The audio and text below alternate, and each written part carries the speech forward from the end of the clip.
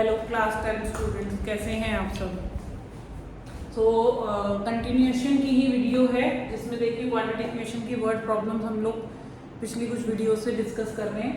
ये RS अग्रवाल से ही मैंने क्वेश्चंस लिए हैं जिनमें कि एज प्रॉब्लम के क्वेश्चन लास्ट कुछ वीडियोस में हमने अपस्ट्रीम डाउनस्ट्रीम और साथ ही साथ स्पीड एंड टाइम से रिलेटेड कुछ क्वेश्चन सॉल्व किए थे।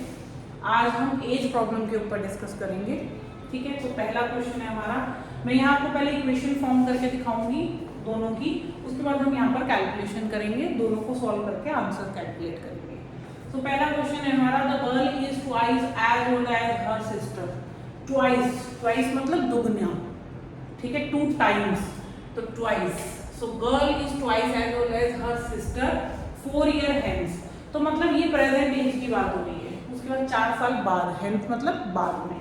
तो यहाँ पर हम सॉल्यूशन में सबसे पहले लेट करेंगे, let age of girl equal to x year, ठीक है। अब वो गर्ल अगर x ईयर है तो उसकी सिस्टर क्या होगी, the girl is twice, girl twice है। तो आप चाहो तो ऐसा कर सकते हो कि मतलब गर्ल को 2x ईयर लेकर और एज ऑफ सिस्टर को, age of her sister is equal to x, ठीक है, क्योंकि जितनी उसकी सिस्टर की एज है वो उसकी ट्वाइस है। तो हमने सिस्टर की एज को x ले लिया, उसको ट्वाइस ले लिया। आप उल्टा भी कर सकते थे कि गर्ल को x लेके सिस्टर को x/2 मतलब हाफ कर सकते थे, ठीक है। जैसे कि मतलब मैं अपनी सिस्टर की एज की डबल हूँ, मेरी सिस्टर अगर 20 ईयर की है तो मैं 10 ईयर्स की हूँ, या मेरी सिस्टर अगर 30 ईयर्स की है, ऑब्वियसली मैं 10 ईयर्स की नहीं हूँ मेरी सिस्टर 10 की 20 की नहीं है, हमारी एज नहीं है, मैं जस्ट एन एग्जांपल दे दी थी आपको।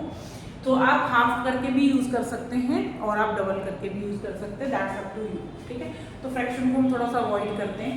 अब 4 ईयर हेंस मतलब बेटा बाद में, तो ये गर्ल की एज है, गर्ल्स एज क्या होगा, 4 साल बाद उसकी एज भी 4 साल बढ़ जाएगी, और सिस्टर्स एज वो भी 4 साल बढ़ जाएगी। दोनों की एज में हमने क्या करा, 4 साल बढ़ा दिए। लेकिन 4 साल बाद उसकी जो एज थी उनका प्रोडक्ट 160 था। इसका मतलब क्या है, गर्ल की एज 2x + 4, दूसरी x + 4, इन दोनों का प्रोडक्ट 160 है। तो यहाँ से हमें क्वाड्रेटिक इक्वेशन मिलेगी। मैं यहाँ से सॉल्व करके दिखाती हूँ। इन दोनों ब्रैकेट को जैसे नॉर्मली 7th 8th क्लास में आप लोग ब्रैकेट्स मल्टीप्लाई करते थे, सेम वैसे ही आपको मल्टीप्लिकेशन करना है। तो 2x + 4 and x + 4 is equal to 160। 2x को पहले इन दोनों ब्रैकेट से मल्टीप्लाई करेंगे, मतलब सेकंड ब्रैकेट से, तो 2x को x से करेंगे 2x², 2x को 4 से करेंगे 8x, फिर 4 से इसको करिए 4x + 16, ठीक है। उसके बाद 2x को as it is, 8x + 4x कितना हो गया बेटा 12x, और 160 को जब इधर लेकर आएंगे तो एज इट इज 160 में से आप 16 को क्या कर लीजिए, माइनस कर लीजिए, तो 144 आ जाएगा बेटा ये माइनस का, ठीक है, क्योंकि 16 पॉजिटिव था ना, 166 इधर आ गया आपका, इसको आपने माइनस कर दिया। अब ये पूरी इक्वेशन थोड़ा सा एक बार क्वेश्चन को डिस्क्रिमिनेंट लगाने से पहले या मिडिल टर्म लगाने से पहले थोड़ा सा दिमाग लगाना कि क्या इसको छोटा कर सकते हैं। नंबर जितने बड़े होंगे कैलकुलेशन उतनी मुश्किल होगी। तो मेरी पूरी इक्वेशन में 2 से डिवाइड होगी, तो मैंने इसलिए डिवाइड कर दिया, हो गई ना, छोटी हो गई काफी। तो इस ऐसा नहीं है कि अगर आपने ऐसा नहीं किया तो आंसर कुछ गलत आ जाएगा, लेकिन हाँ डेफिनेटली अगर वैल्यूज छोटी होती हैं तो चाहे आप मिडिल टर्म लगाओ या डिस्क्रिमिनेंट लगाओ, दोनों से ही क्वेश्चन आसान, मतलब दोनों में ही आसानी हो जाएगी। थोड़ी वैल्यूज छोटी आएंगी, रूट भी बड़ी आसानी है। अब मुझे नहीं लगता कि हमें डिस्क्रिमिनेंट मेथड लगाने की जरूरत है, क्वाड्रेटिक फॉर्मूला लगाने की कोई जरूरत नहीं है। यहाँ पे हम इसके मिडिल टर्म स्प्लिटिंग कर सकते हैं। तो मिडिल टर्म स्प्लिटिंग के अकॉर्डिंग हमारी कांस्टेंट टर्म 72 है, तो 72 के ऐसे 2 फैक्टर्स करने जो माइनस करने पर 6 आए। देखिए कांस्टेंट टर्म के आगे जो माइनस का साइन है ना, यही हमको बताता है कि हमारे फैक्टर्स के बीच में माइनस का मतलब दोनों आपस में सब्ट्रैक्ट होंगे या प्लस होंगे, तो इसलिए मैंने माइनस किया। मतलब मैं माइनस करने के लिए बोल रही हूँ कि 72 के ऐसे 2 फैक्टर जिनको माइनस करके 6 आना चाहिए। सो सोचिए बात, तो 12 6 से 72 होता है, तो ये हो जाएगा बेटा 12x - 6x - 72। तो x को आपने कॉमन लिया और -6 कॉमन लिया, x + 12, तो एक फैक्टर आएगा x - 6, दूसरा फैक्टर आएगा x प्लस 12, तो एक वैल्यू आएगी 6 और एक वैल्यू आएगी -12। इसको हम इग्नोर कर देंगे, रिजेक्टेड, रीजन डालेंगे as age can't be negative. Age कैसी नहीं हो सकती? नेगेटिव नहीं हो सकती।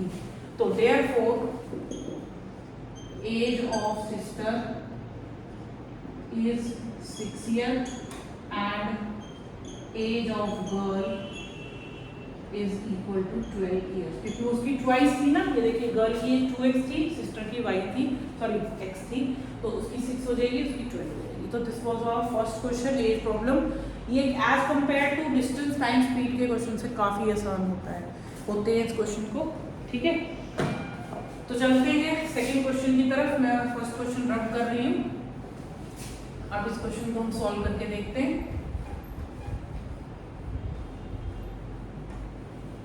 देखिए आपका क्वेश्चन है the age of a man is twice the square of the age of his son. मतलब मैन और उसके सन की बात हो रही है, तो सन की एज लेट करनी पड़ेगी, तभी हमारे पास मैन की एज आएगी। तो हम लेट करेंगे लेट एज ऑफ सन। अच्छा, इसमें ना एज के आगे पिछले क्वेश्चन में भी मैं भूल गई लिखना, आप प्रेजेंट एज जरूर प्लीज मेंशन करिएगा, क्योंकि जो एजेस होती हैं वो ऐसा नहीं है, यहाँ पर जो हमसे पूछी गई है वो प्रेजेंट एज ही पूछी गई है, तो हमें थोड़ा सा इसको मेंशन करके चलना है। तो यहाँ पर भी हम प्रेजेंट एज मेंशन करेंगे, क्योंकि कुछ क्वेश्चन ऐसे होंगे जिनमें हम प्रीवियस ईयर्स की एज को लेट करेंगे, तो उस केस में मेंशन करेंगे कि 4 ईयर अगो की एज है। तो present age of son is equal to x है। तो अगर x एज है सन की, तो मैन की कितनी है?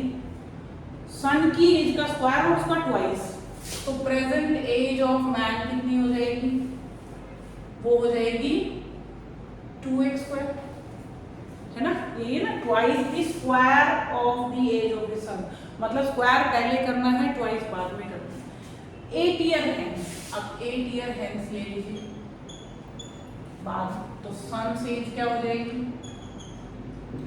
x प्लस 8 ईयर, मैन से एज क्या हो जाएगी? 2x square plus 8 year.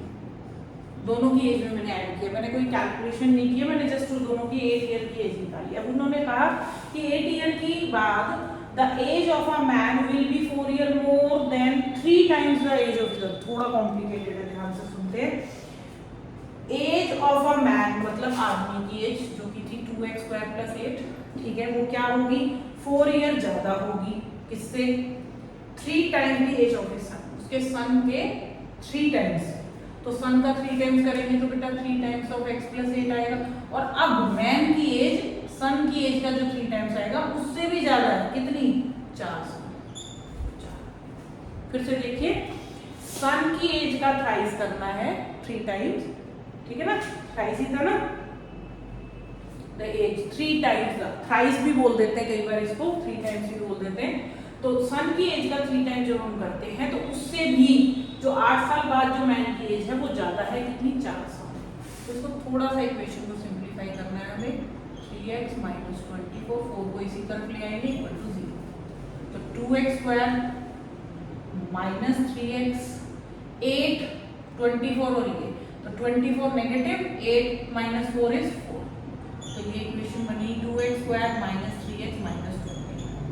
अब यहाँ पर देखिए, वो जैसे पिछले क्वेश्चन में हमने 2 से डिवाइड कर दिया, यहाँ पॉसिबल नहीं है, क्योंकि ये तीनों ही नंबर्स 2 से डिवाइड नहीं हो सकते हैं। 2 हो सकते हैं बट तीसरा नहीं, तो ऐसा नहीं करना है। अब इसमें हमें डायरेक्ट या तो middle term splitting, I think middle term splitting या सुटेबल है, तो यहाँ मिडिल टर्म स्प्लिटिंग लगाते हैं। अब देखिए यहाँ पर 20 को पहले 2 से मल्टीप्लाई करना है, ठीक है। जनरली क्वेश्चंस में x स्क्वायर सिंगल होता है तो हम पीछे वाला ही नंबर ले लेते हैं, जैसे पिछले क्वेश्चन में लिया था, बट यहाँ मल्टीप्लाई करना है। तो 20 को बेटा 2 से करेंगे 40। अब कांस्टेंट टर्म के आगे नेगेटिव साइन है, तो 40 के ऐसे 2 फैक्टर करिए जो माइनस करके 3 आ जाए। 8 और 5 कर सकते हैं, क्योंकि 8 और 5 का डिफरेंस 3 होता है। तो 2x स्क्वायर, अब देखिए यहाँ पे 8x को मैंने नेगेटिव लिया है, क्योंकि 3x जो था वो नेगेटिव था। अगर आप 8x को पॉजिटिव लोगे 5 को, तो वो आपस में सब्ट्रैक्ट तो हो जाएंगे, लेकिन आपका आंसर -3x को आप रिप्लेस कर रहे हो, तो -3 तभी आएगा जब 8x को नेगेटिव और 5x को पॉजिटिव लेंगे। तो हमें क्या करना है, ऐसे कॉमन लेना है, 2x कॉमन, x इसकी सबसे बड़ी पहचान है कि आपके दोनों ब्रैकेट सेम आने चाहिए कॉमन लेने के बाद। अगर वो सेम आ गए हैं तो इसका मतलब आपने फैक्टराइजेशन बिल्कुल ठीक किया। तो यहाँ x की वैल्यू बेटा एक 4 आएगी और एक x की वैल्यू -5/2 आएगी। तो -5/2 तो हम ले नहीं सकते हैं, ये रिजेक्ट हो जाएगी as age can't be negative, वो नेगेटिव नहीं हो सकती। तो देयरफॉर सन से एज क्या है हमारी, यहाँ लिख देते हैं देयरफॉर सन्स प्रेजेंट एज, इसी को हम कंक्लूडिंग स्टेटमेंट बोलते हैं, ठीक है, is 4 year and man's present age is कितनी हो जाएगी, ये देखिए मैन की कितनी थी 2x², तो यहाँ पर अप्लाई करेंगे 2x की वैल्यू कितनी थी हमारी 4, तो 2 × 16 मतलब 32 ईयर। तो मैन की 32 ईयर है और सन की 4 ईयर है। तो ये आज हमने 2 क्वेश्चन एज प्रॉब्लम के करे थे। आज नेक्स्ट क्लास में इसी को कंटिन्यूएशन में डिस्कस करेंगे। एज प्रॉब्लम के कुछ और कॉम्प्लिकेटेड क्वेश्चंस मैं आर एस अग्रवाल से लेकर आऊंगी आपके लिए। ये फिलहाल जो मैं क्वेश्चंस आपके लिए सॉल्व कर रही हूँ मैं एग्जाम्पल से ले रही हूँ। एक बार हम सारे कॉन्सेप्ट को एग्जाम्पल के थ्रू समझ लेंगे, उसके बाद मैं एक्सरसाइज सॉल्व करूंगी आपके लिए। तब तक आप लोग कॉन्सेप्ट को इतना स्ट्रॉन्ग कर लीजिए मेरी वीडियोस के थ्रू, ताकि आप लोग जो है मेरे साथ क्वेश्चंस जो है वो साथ साथ कर सकें, ठीक है।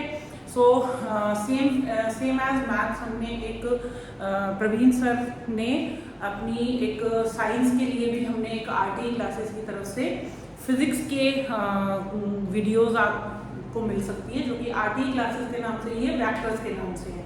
तो आप सर्च करिएगा RT classes vectors and Praveen sir की वीडियोस जरूर देखिएगा। और उसके अंदर फिजिक्स के न्यूमेरिकल्स सर ने सेम इसी तरीके से डेरिवेशन एंड न्यूमेरिकल्स को उन्होंने पूरे डिटेल में कॉन्सेप्ट वाइज समझाया है, तो उनका भी आपको बेनिफिट मिल सकता है for your mid term exams preparation के लिए, बहुत यूजफुल है। तो उसको उस चैनल को भी आप सब्सक्राइब करिए, आरटी क्लासेस का ही चैनल है।